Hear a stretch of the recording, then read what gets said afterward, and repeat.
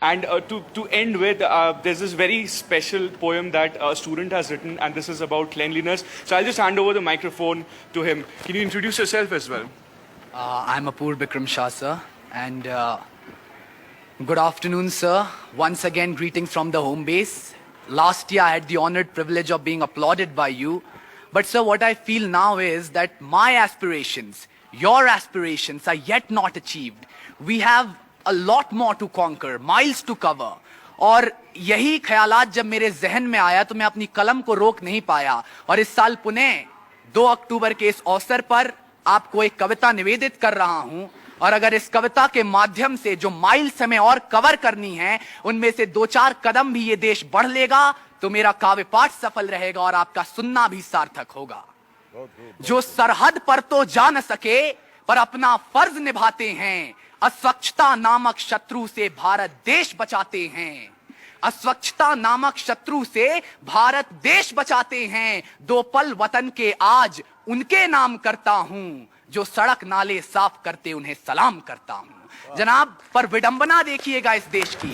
घिन आती है लोगों को जिनसे, जमाना जिन्हें धिक्कारता है, वो ही सच्चा सैनिक है जो गंदगी को मारता है। तो दुनिया की नजरों में जो कूड़े कबाड़ी वाला है, सही मायने में वही हिंदुस्तान का रखवाला है।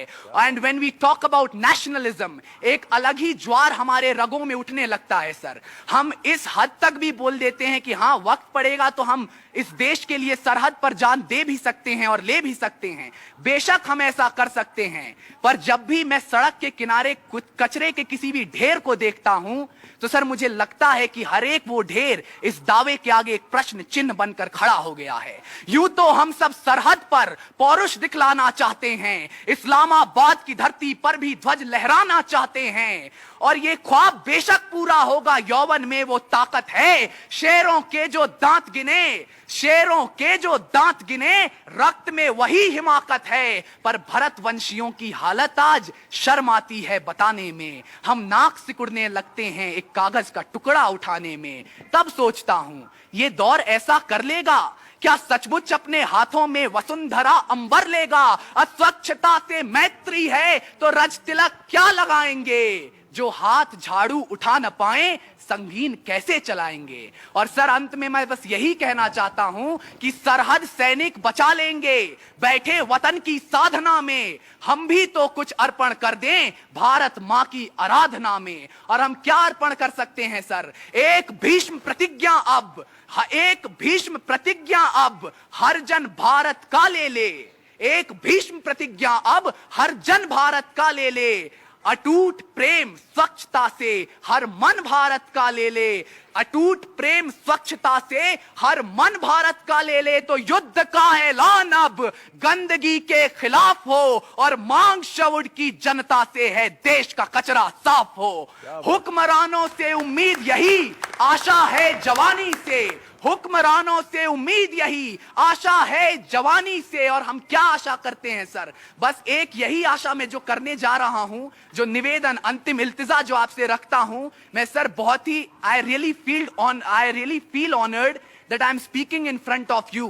परम आदरणीय अमर कवि श्री हरिवंश राय बच्चन जी की वंशावली के सबसे चमकदार सितारे के सामने ये इल्तिजा अगर मैं कर रहा हूं, और शायद अगर ये आपके अपने विद्यालय के प्रांगण से ये निवेदन उठ रहा है तो हिंदुस्तान इस पर अमल जरूर करेगा, इस बात की आशा कर रहा हूं सर। और तब अंतिम पंक्तियां आपको निवेदित करता हूं। हुक्मरानों से उम्मीद यही, आशा है जवानी से। इल्तिजा गांधीवाद की हर एक हिंदुस्तानी से। संदेश हमारा जमाने भर में हर पहर जाएगा। जम्बूद्वीप का जय घोष गगन में बेशक गहर जाएगा।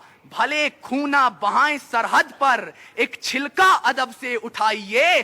बिना पवन ही अमर तिरंगा खुद ही लहर जाएगा। जय हिंद। क्या बात, क्या बात। भाई साहब, ये कविता हमको जरूर भेजिएगा आप। मैं बहुत प्रभावित हुआ हूँ आपके इससे, और एकदम रोंगटे खड़े हो गए हम सबके यहाँ पर। ये कविता हमें आप भेजिएगा प्लीज। मैं इसको अपने हृदय से लगा के रखूंगा और छापूंगा भी। वाह, अमित जी, क्या आपके स्कूल में सब ऐसे ही हैं क्या? कि क्या आपके स्कूल में सर देख रहे हैं आप, मैं आपके बगल में ही बैठा हूँ। हाँ, ये मैं पूछ रहा था सर, एक तो आप यहाँ बैठे हैं, दूसरे वहाँ से नहीं, मुझे सुने बड़ा थे गर्व है, मुझे बड़ा गर्व है।